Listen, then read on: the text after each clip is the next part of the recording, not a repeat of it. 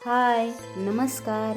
आज मी घेऊन आले तुमच्यासाठी खास प्रत्येक घराघरातील गृहिणीच्या हातातील जादू म्हणजे आपल्या घरात रोज बनवली जाणारी चपाती. या पद्धतीने चपाती केली तर चपाती 100% फुगणार व मऊ लुसलुशीत होणार. तर मैत्रिणींनो, आजचा हा व्हिडिओ तुम्हाला आवडला तर प्लीज माझ्या चॅनलला सबस्क्राईब करा व व्हिडिओ कसा वाटला मला कमेंटमध्ये सांगा. माझे व्हिडिओ तुम्हाला आवडत असतील तर प्लीज प्लीज प्लीज माझ्या चॅनलला सबस्क्राईब नक्की करा. चला तर बनवूया 100% टम्म फुगणारी चपाती.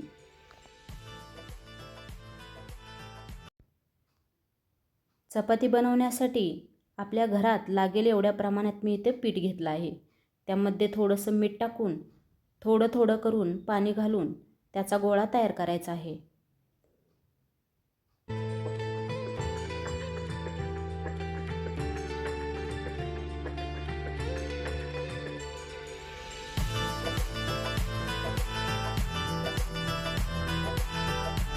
तर अशा प्रकारे इथे मी कणकेचा गोळा तयार करून घेतला आहे.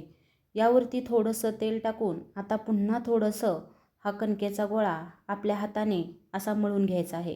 गोळा जास्त सैलसरही बनवायचा नाही किंवा जास्त घट्टसुद्धा बनवायचा नाही आहे. अशा प्रकारे मी इथे गोळा तयार करून आता तुम्हाला चपाती करून दाखवते. चपाती बनवताना जर चपाती फुगत नसेल तर तुम्ही हा व्हिडिओ संपूर्ण नक्की पहा व मला व्हिडिओ कसा वाटला कमेंट करून नक्की सांगा. इथे तेलाचा थोडासा हात घेऊन मी अशा प्रकारे गोळा तयार करून घेतला आहे. चपाती 100% फुगते कशी ही इथूनच सुरुवात होते. तयार केलेला कणकेचा गोळा असा थोडासा लाटून त्यावरती थोडंसं तेल लावून थोडंसं पीठ यावरती भुरभुरून घ्यायचं आहे. यामुळे आपली चपाती फुगणार आहे.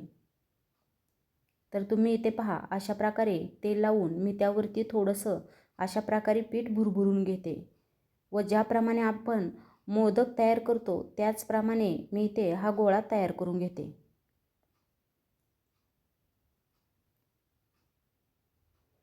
आता ही चपाती मी इथे लाटून घेणार आहे.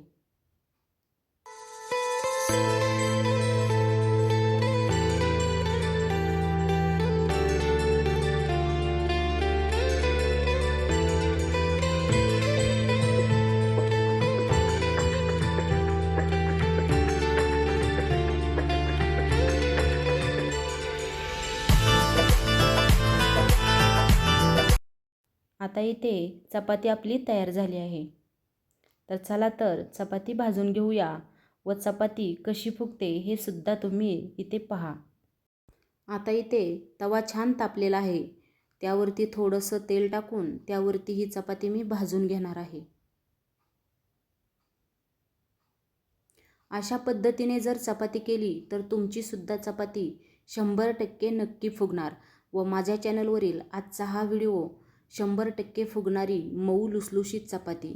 जर हा व्हिडिओ तुम्हाला आवडला असेल तर प्लीज चॅनल आजच सबस्क्राईब करा व या चॅनलवरील नवनवीन व्हिडिओ पाहण्यासाठी चॅनल सबस्क्राईब करून मला माझे व्हिडिओ कसे वाटतात कमेंटमध्ये नक्की सांगा. माझा हा व्हिडिओ तुम्ही पाहिल्याबद्दल मनापासून धन्यवाद.